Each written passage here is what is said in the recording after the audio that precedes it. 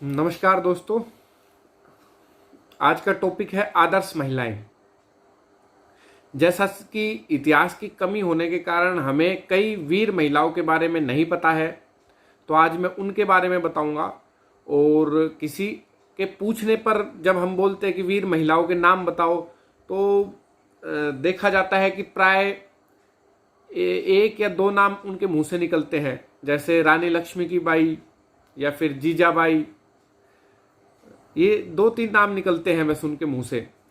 तो आज हम ऐसी महिलाओं की, वीरांगनाओं की बातें करेंगे जिन्होंने अपने राष्ट्र के लिए, अपने पति धर्म के लिए, अपने राष्ट्र धर्म के लिए और मतलब क्या क्या उन्होंने त्याग किया, कितना उन्होंने त्याग किया। तो सबसे पहले मैं बात करूंगा वैदिक काल की जो विदुषिया थी उनके बारे में। तो जो वैदिक काल की विदुषिया थी उनमें नाम आता है गार्गी का और मैत्रेयी का। तो राजा जनक की सभा लगती थी। राजा जनक की सभा में बहुत सारे विद्वान होते थे, ब्राह्मण, और डिबेट होती थी। तो जो डिबेट में जीतता था उनको इनाम दिया जाता था। ऐसे ही राजा जनक ने एक बार सभा बुलाई और सभा में यह घोषणा की कि जो शास्त्रों में जीतेगा, डिबेट में जीतेगा, उसको 1000 गाय दी जाएगी उस ब्राह्मण को। और 1000 गायों के सींगों पर सोने भी लगे होंगे, सोने की कैप लगी होगी सींगों पर। तो ये सब उन्होंने घोषणा की। तो सब एक दूसरे को देखते रहे। उस समय जो सबसे ज्यादा विद्वान थे वो थे ऋषि याज्वलक्य जी। ये राजा जनक वो सीता वाले नहीं है।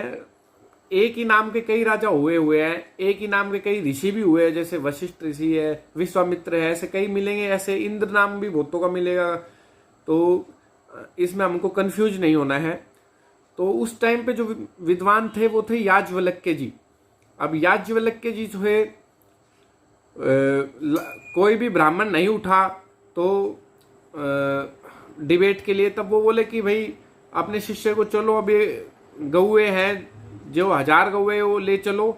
इतने में फिर धीरे धीरे लोग खड़े होने लगे और फिर उनसे डिबेट करने लगे, जिसको साक्षार्थ बोलते हैं। साक्षार्थ करने लगे। उसमें एक से एक विद्वान थे। श्वेत केतु नाम का विद्वान था और भी कई ऐसे विद्वान थे। उन्होंने कई क्वेश्चन पूछे, उनका जवाब दिया। फिर लास्ट में गार्गी से उनकी डिबेट हुई। अब हमारे वैदिक काल में अब हम सोचते हैं, हमारे आस पड़ोस में देखते हैं, इधर उधर देखते हैं कि भाई औरतों को देखते हैं कि उनमें कम एजुकेशन वाली मिलती है। बहुत सी औरतें पुराने टाइम की 50-60% मिलेंगी आपको अभी भी घरों में। तो हम सोचते हैं हमारे पूर्वज ऐसे होंगे, लेकिन नहीं, हमारे पूर्वज ऐसे नहीं थे। तो मैं आपको वैदिक काल की विदुषिया के बारे में बता रहा हूं। तो जो हमारा वैदिक काल था वो इतना अच्छा था, इतने पढ़े लिखे लोग रहते थे और औरतों को भी पढ़ने का पूरा अधिकार था।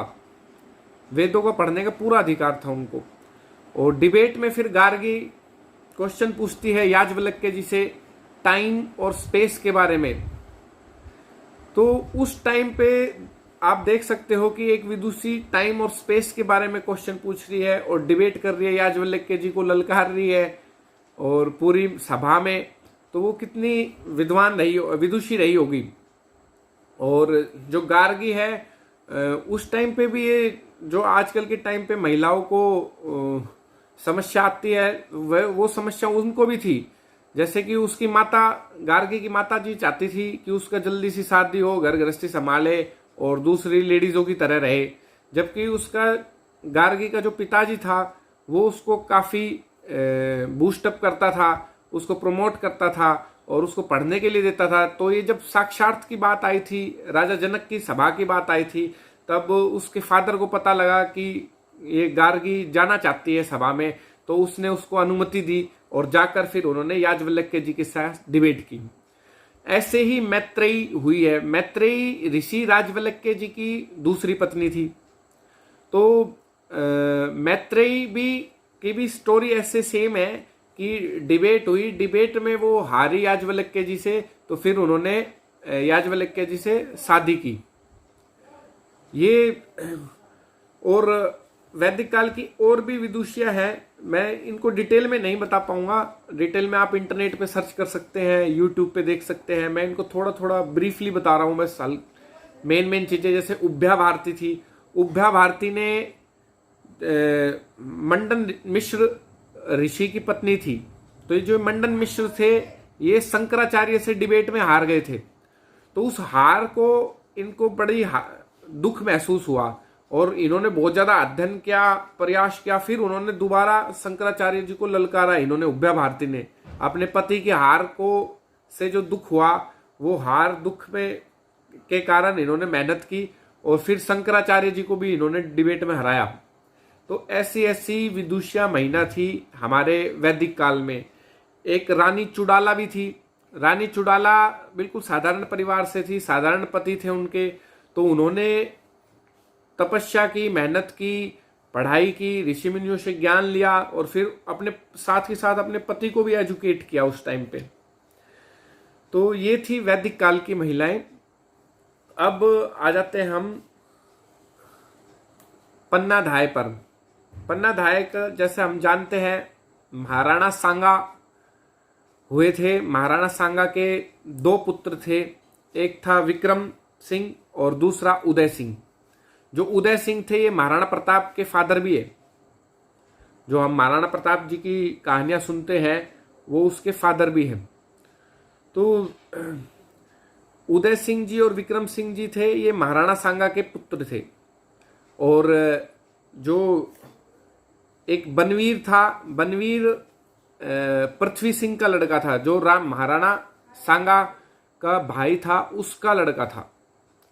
तो जो राजगद्दी मिली थी वो विक्रम सिंह को मिली थी, महाराणा सांगा के बेटे विक्रम सिंह को मिली थी। और विक्रम सिंह भोग विलास में ज्यादा डूबा रहता था, तो राजकाज को प्रॉपर संभाल नहीं पाया।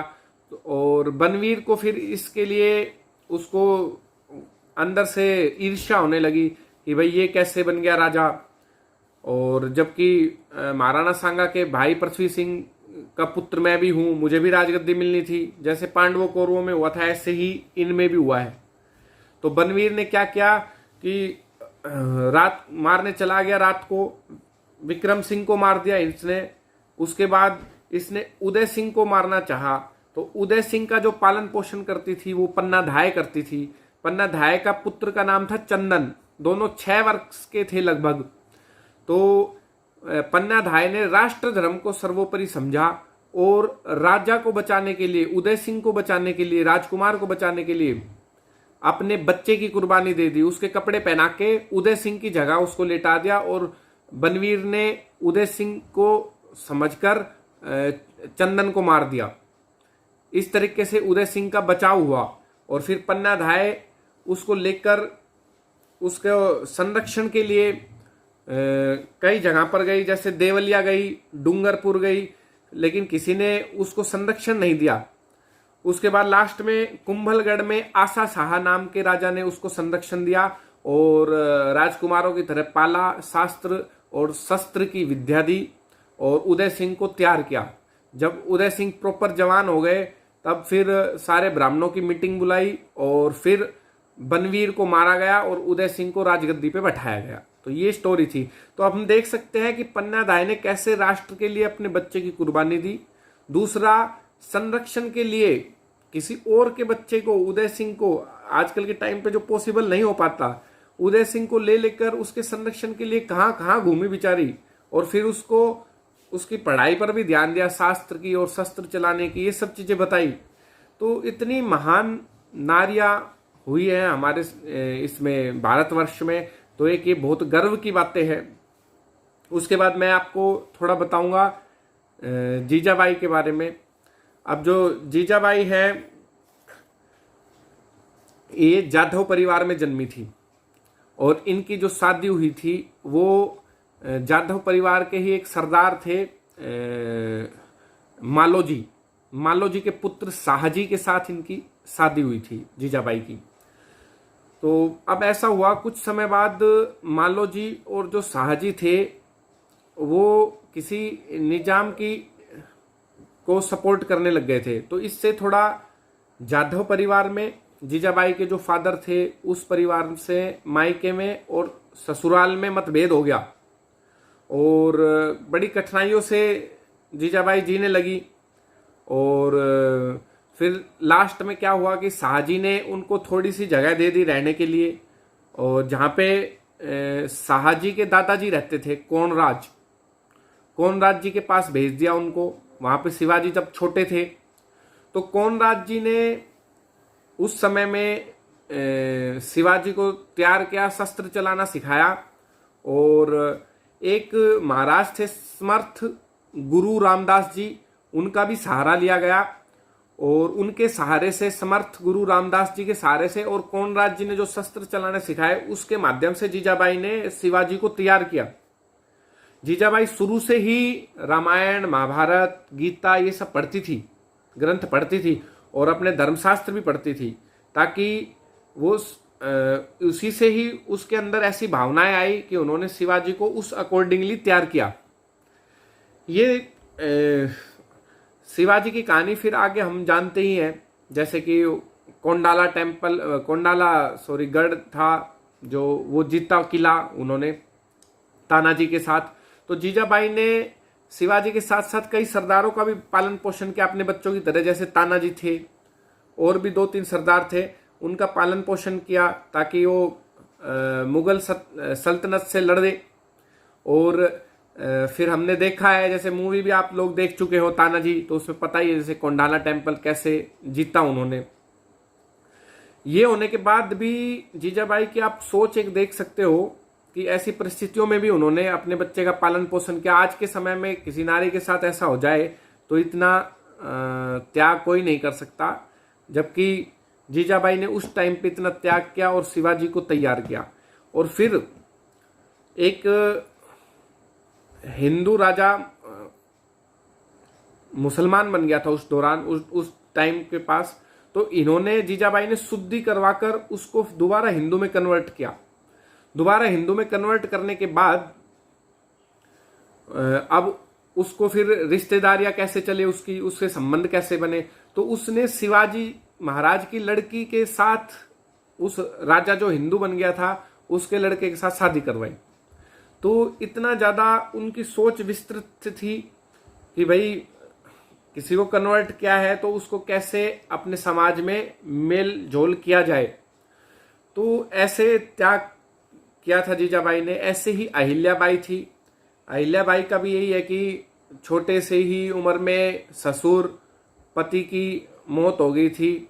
इनका खांडेराव जी से विवाह हुआ था अहिल्याबाई का, और पूरी जिंदगी इन्होंने बेचारे ने दुख ही देखा था, लेकिन फिर भी इन्होंने हार नहीं मानी और अपने साम्राज्य को बचाने के लिए खूब लड़ाइयाँ करी इन्होंने।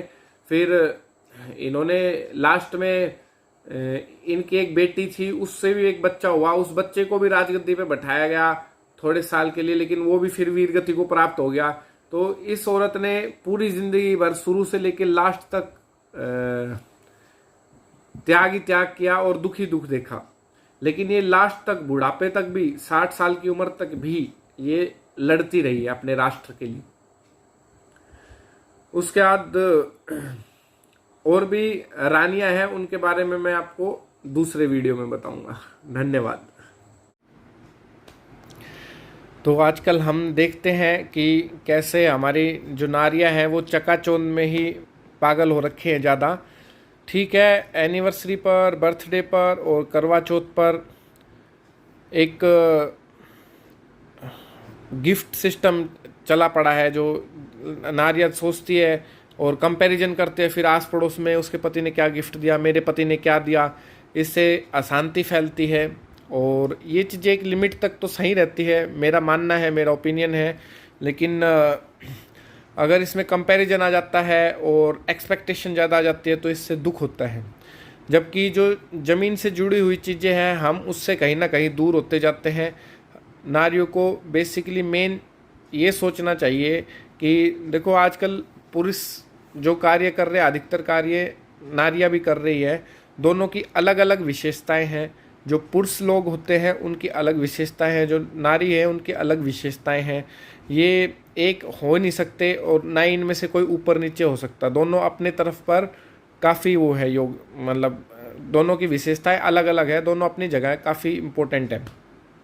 तो नारियों को जो मेन ख्याल रखना चाहिए वो यही रखना चाहिए कि भाई बच्चों को अच्छी कहानियाँ सुनाए, खुद भी अच्छी कहानी सुने, अपनी रक्षा करने के उपाय सोचे और अपने बच्चों की भी रक्षा करने के उपाय सिखाए। जैसे जूडो कराटे सीख सकती है, लाठी चलाना सीख सकती है। अपने परिवार को भी स्वस्थ रखे और खुद को भी स्वस्थ रखे, जैसे योग कर कर खुद भी योग करे और अपने सभी परिवार को भी योग करवाए। ऐसे ही खुद भी अच्छा भोजन खाए, सात्विक खाना खाए जिससे रोग ना फैले, जंक फूड ना खाए। ऐसे ही अपने परिवार को अच्छा खाना खिलाए। तो ये जो दायित्व है ये एक नारी ही कर सकती है, ये पुरुषों के बस की वाली बात नहीं है। पुरुषों के जो महत्वपूर्ण चीज़ें हैं वो अलग है, दूसरी नारियों की अलग है। तो नारी शक्तियों को मैं धन्यवाद करता हूँ और उनको काफ़ी शुभकामनाएं देता हूँ। और जो मेरी कही हुई बातें हैं, जो मैंने कहानियाँ बताई हैं, जो मेरी कही हुई बातें हैं, इन पे आप ज़रूर अमल करेंगी। और इस राष्ट्र को आप लोगों की काफ़ी ज़रूरत है और आप ही इसको राष्ट्र का काफ़ी ऊंचाइयों तक ले जा सकते हैं। धन्यवाद।